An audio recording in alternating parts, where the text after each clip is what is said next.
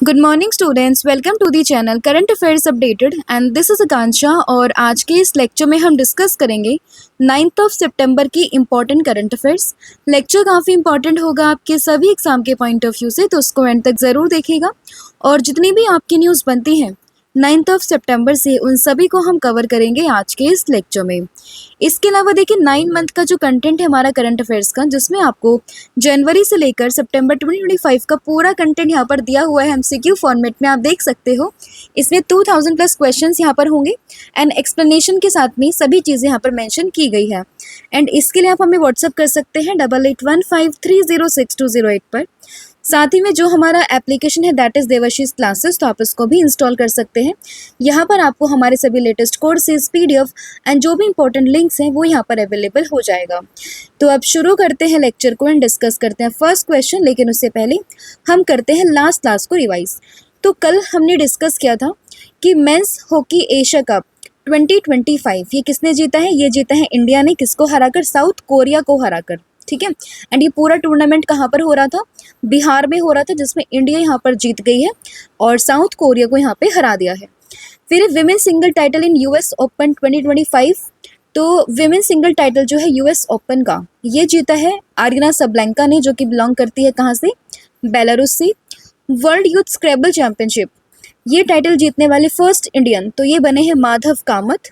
National Ayush mission summit 2025 तो ये कहाँ पर हुई है?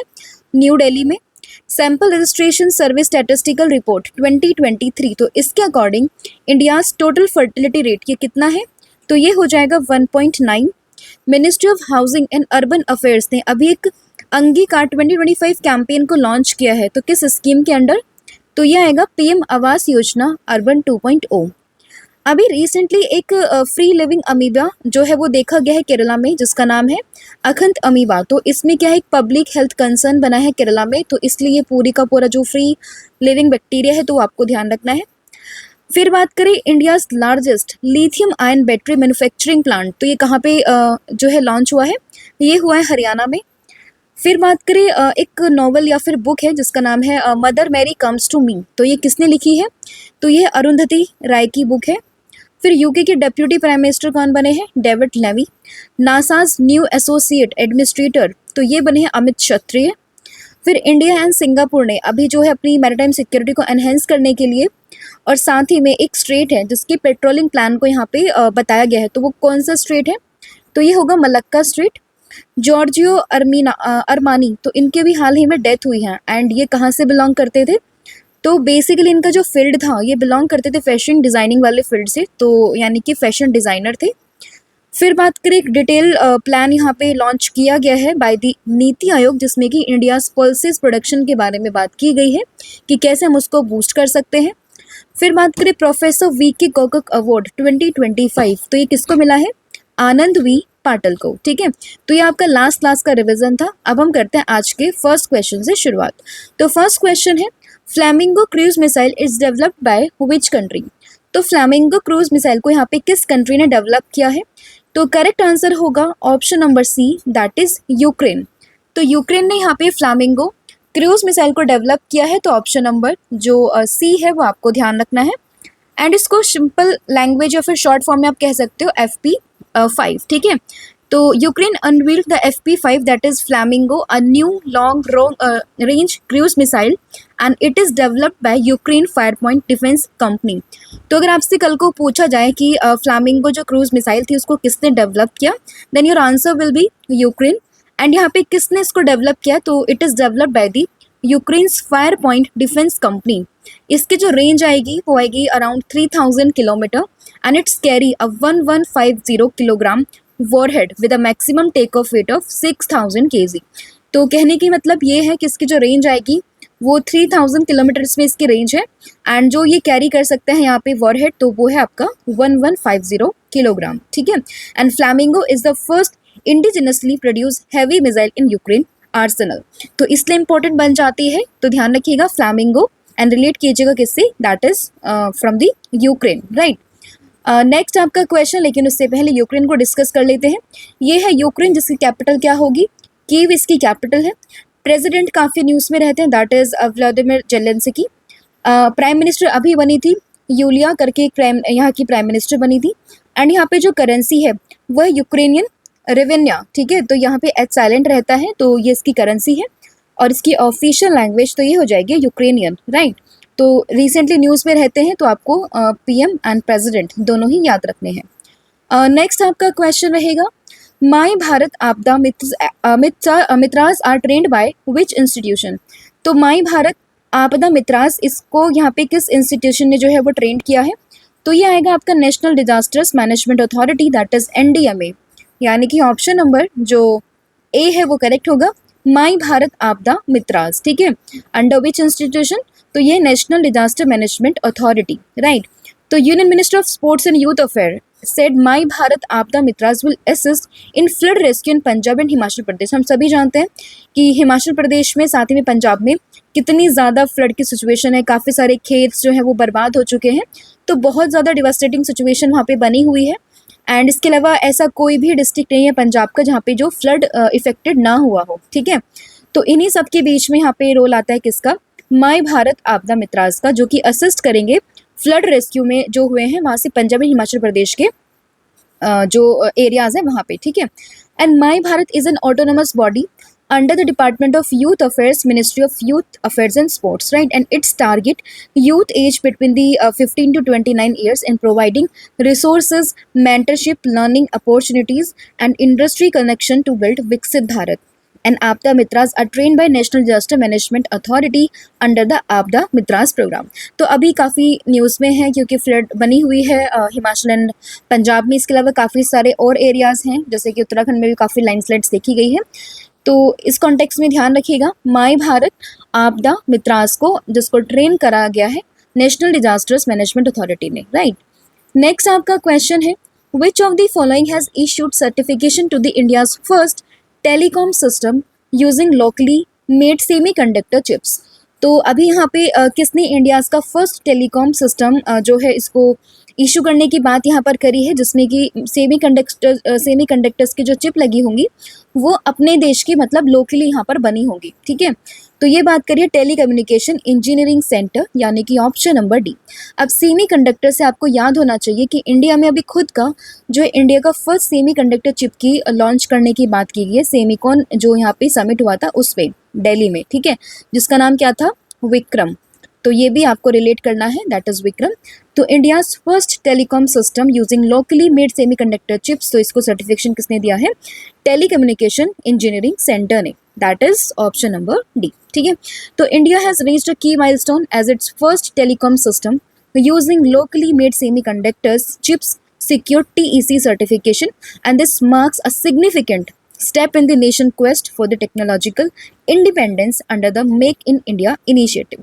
तो अभी क्या हो रहा है ना कि हाल फिलहाल में हम अपने आप में सेल्फ डिपेंडेंट बन रहे हैं, ठीक है, एंड हम आत्मनिर्भर की ओर बढ़ रहे हैं। 2047 तक हमारा विजन है इंडिया को एक विकसित देश के रूप में देखना, यानी कि डेवलप्ड कंट्री के रूप में देखना। तो उन्हीं सब के चलते काफ़ी सारी डेवलपमेंट एडवांसमेंट हो रही है हमारे देश में। एंड उन्हीं में से एक यहाँ पर ये चीज़ आती है कि जिसमें बात की गई है कि यहाँ पर जो यहाँ पे टेलीकॉम सिस्टम ये लॉन्च करेंगे, तो इसमें सेमीकंडक्टर्स चिप जो लगी होंगी वो अपने खुद के देश की बनी होंगी, ठीक है। तो किसने बात करी है?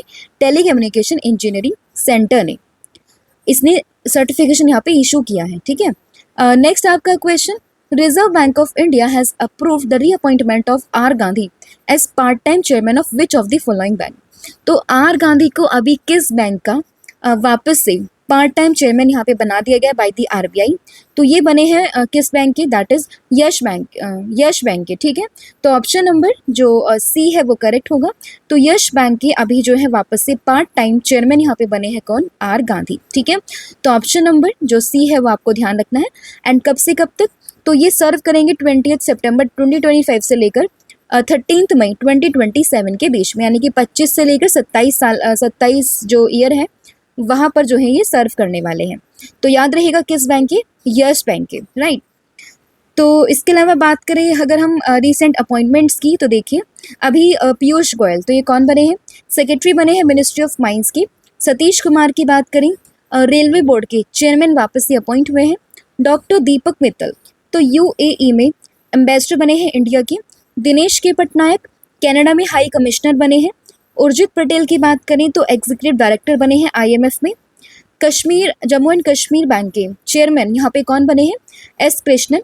राजीव रंजन तो ये वाइस प्रेसिडेंट बने हैं NDB के। अनीश दयाल सिंह तो नरेंद्र मोदी के डेप्यूटी NSA बने हैं। रजीत पुन्हानी की बात करें तो food safety and standards authority of India तो इसके CEO बने हैं। श्रीनिवासन के की बात करें तो प्रेसिडेंट बने हैं advertising agencies association of India के। सतीश गोलचा की बात करें दिल्ली पुलिस के कमिश्नर बने हैं। टाटा सन्स के डायरेक्टर कौन बने हैं? Noel N Tata. And doctor A Raja Rajan तो ये बने हैं विक्रम साराभाई स्पेस सेंटर के हेड। पुष्पेंद्र सिंह की बात करें इंडियन आर्मी में वाइस चीफ बने हैं। एंड संजय वात्स्यायन की बात करें तो नेवल स्टाफ में वाइस चीफ बने हैं। तो रिसेंट की अपॉइंटमेंट है, आपको सभी ध्यान रखना एग्जाम के पॉइंट ऑफ व्यू से। नेक्स्ट क्वेश्चन है, Who has been appointed as the Chief Justice of the Bombay High Court on September 4, 2025? तो बॉम्बे हाई कोर्ट के चीफ जस्टिस कौन बने हैं? तो ये बने हैं justice Shri Chandrashekhar, that is option number B. तो चीफ जस्टिस बने हैं हाई कोर्ट किसके? बॉम्बे के। तो इम्पॉर्टेंट है, तो याद रहेगा justice Shri Chandrashekhar has been appointed as the chief justice of Bombay high court, right. तो इम्पॉर्टेंट अपॉइंटमेंट है, आपको ध्यान रखना है। इस चीज़ की अनाउंसमेंट करी है हमारे देश के law minister that is Arjun Ram Meghwal ने, ठीक है। तो याद रहेगा जस्टिस चंद्रशेखर ये बने हैं बॉम्बे हाई कोर्ट के नए चीफ जस्टिस। नेक्स्ट आपका क्वेश्चन, इसमें मेंशन किए गए थाईलैंड के prime minister.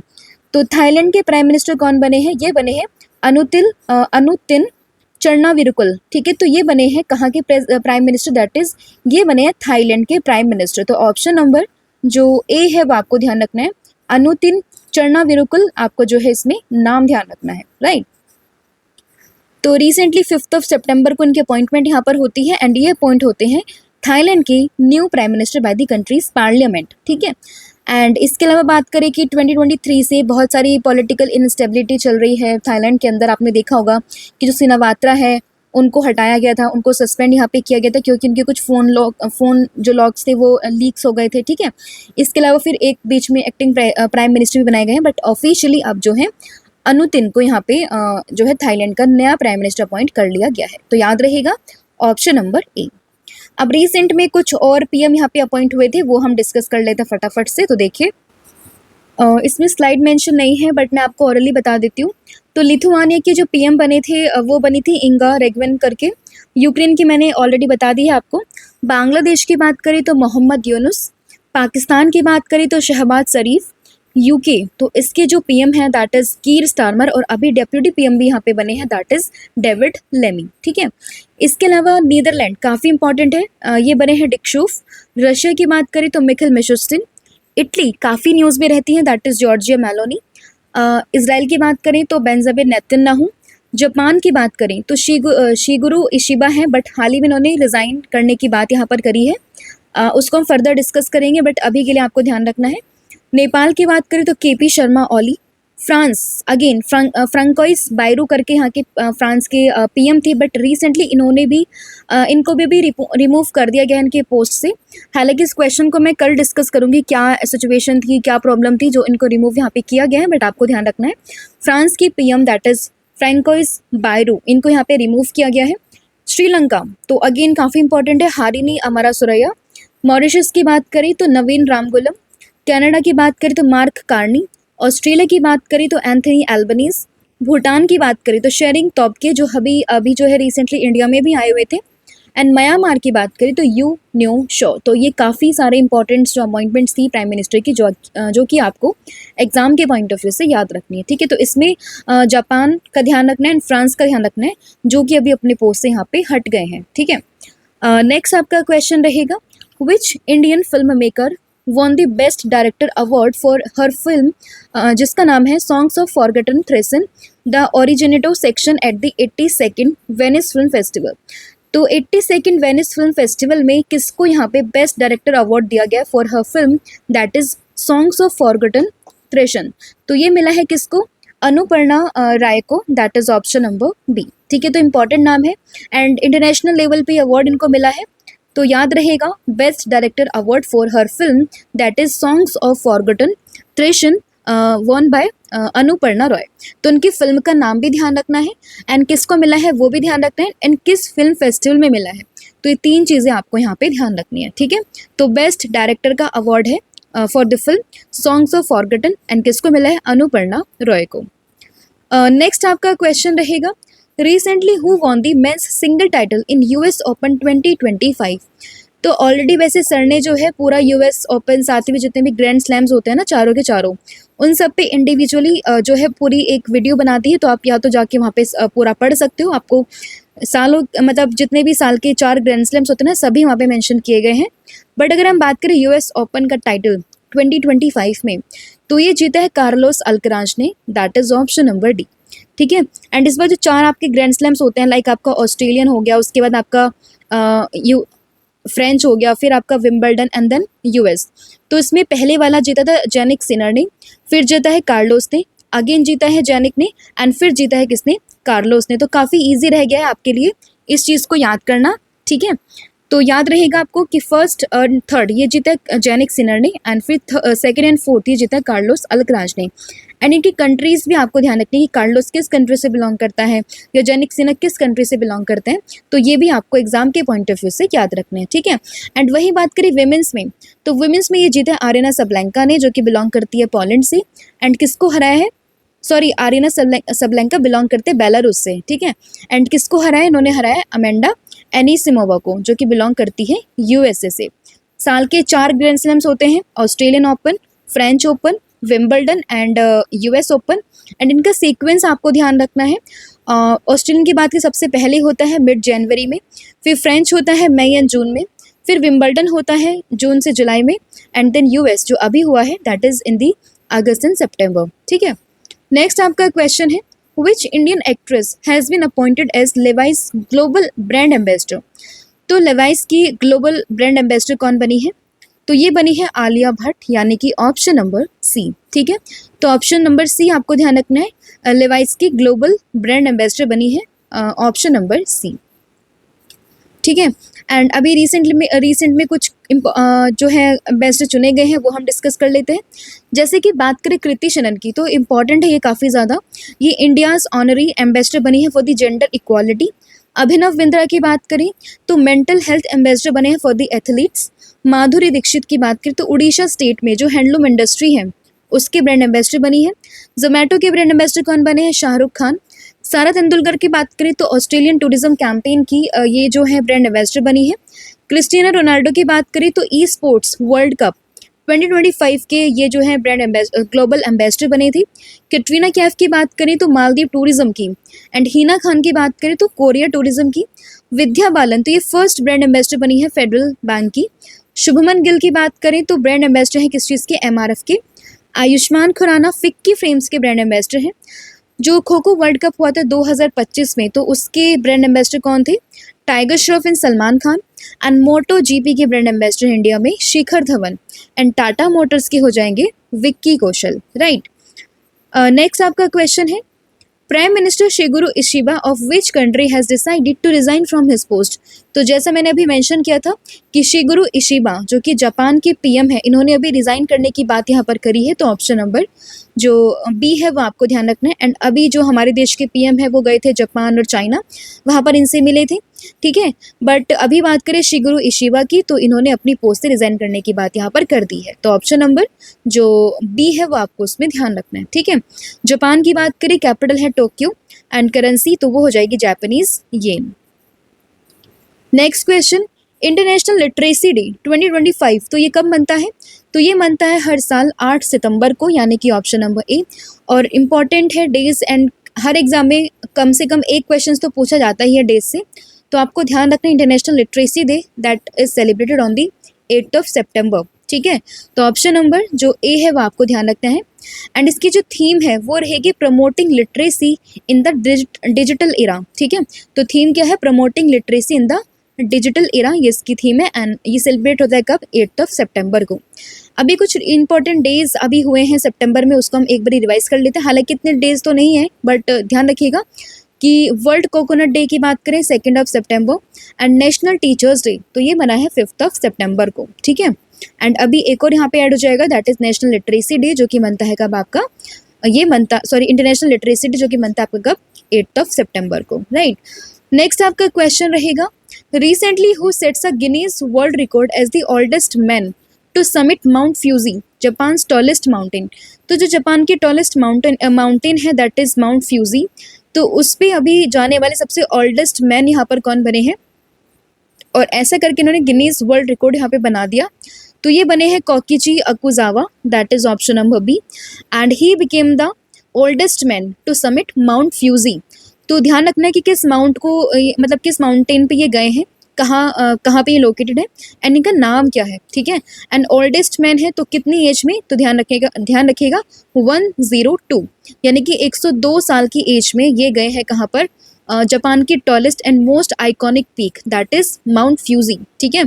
And he became the oldest man to summit this peak, right. तो ध्यान रखना है आपको, इम्पॉर्टेंट है।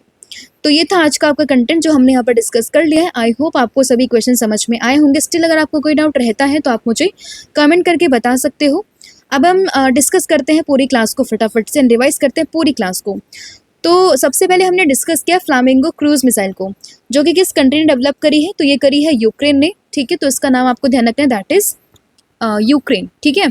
इसके बाद बात करें माई भारत आपदा मित्रास की, तो इसमें इनको ट्रेन किया गया है किस अथॉरिटी के अंदर, दैट इज NDMA, ठीक है, नेशनल डिजास्टर मैनेजमेंट अथॉरिटी।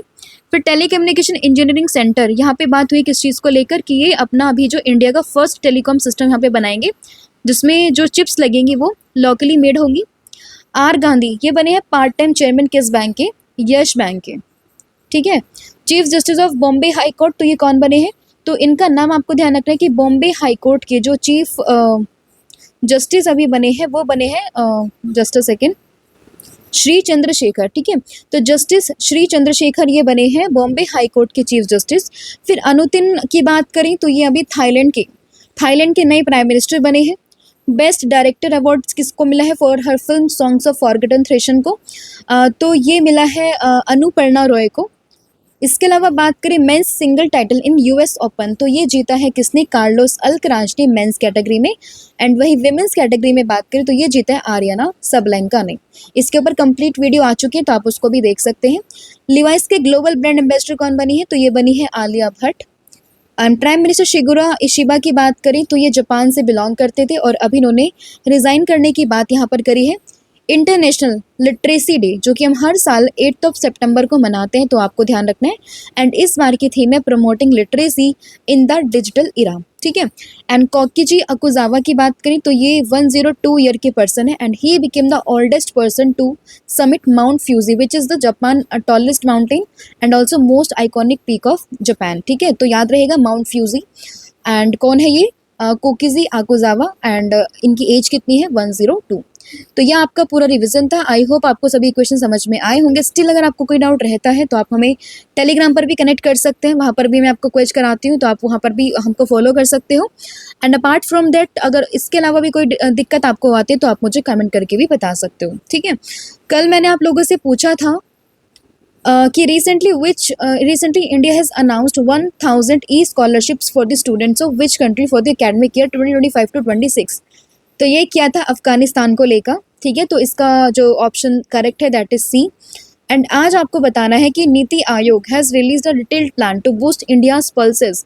तो ये मैंने ऑलरेडी बताया था कि इंडिया के पल्सेस प्रोडक्शन को बूस्ट करने के लिए नीति आयोग ने एक डिटेल्ड प्लान को यहाँ पे रिलीज किया है। अब आपको बताना है कि यहाँ पे टारगेट क्या है, पल्सेस के आउटपुट को डबल करने का, that means the goal is to double output of the pulses by which year. तो उस ईयर का नाम आपने मेंशन करना है, ठीक है।